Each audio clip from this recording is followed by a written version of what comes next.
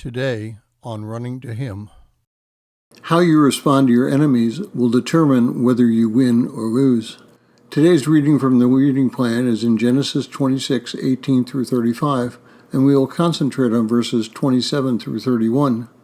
Genesis 26:27 through 31 says this, "And Isaac said to them, 'Why have you come to me, since you hate me and you have sent me away from you?'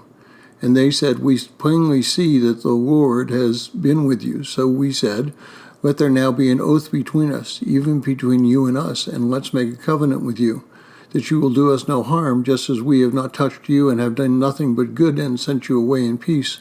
You are now blessed of the Lord.' Then he made them a feast, and they ate and drank. In the morning they arose early and exchanged oaths, and then Isaac sent them away, and they departed from him in peace." Today, we are facing a world which is becoming much more hostile to the United States. Russia and China are stretching their power, and Iran is seeking to dominate the Middle East. Some are expressing a desire for war, while others are seeking peace through appeasement. Neither of these positions is satisfactory.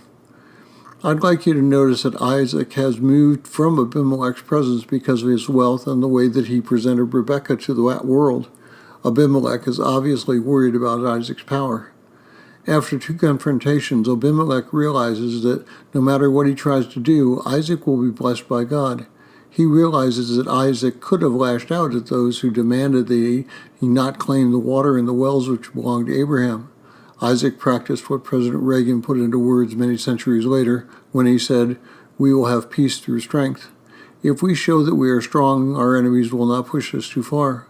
In Romans 12:17 through 21, Paul writes, "Never pay back evil for evil to anyone.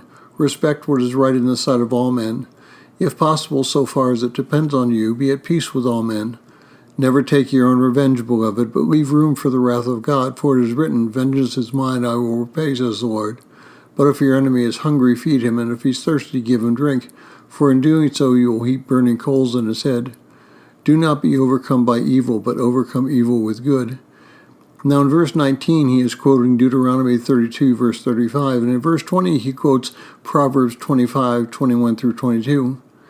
In Matthew, chapter 5, verses 44 through 45, Jesus says, "But I say to you, love your enemies and pray for those who persecute you, so that you may be sons of your Father who is in heaven. For he causes his sun to rise on the evil and the good, and he sends rain on the righteous and the unrighteous. Therefore, we are to be seekers of peace through living righteously." There are two principles at play here. The first is that through kindness you will convict your enemy of his unrighteousness. This principle is extremely hard for most people to follow. We want to lash out. We want to exercise our strength. The problem is that we are stepping in and playing judge when only God is judge. The second principle is that we are to act like God in our interpersonal relations. How can people learn about God if we claim to have a relationship with him, but act exactly like everyone else? We are to be different. And that is the way that we will help people find Christ. Now, just a word about protecting our loved ones. If we or our family members are attacked, we can certainly respond. Abraham did that when the kings overran Sodom and Gomorrah and took Lot captive, prior to it being destroyed by God. There can be a righteous war, but it can only come after all else fails and we are attacked. Thank you for listening. We pray that today's devotion was meaningful to you. We would love to hear from you.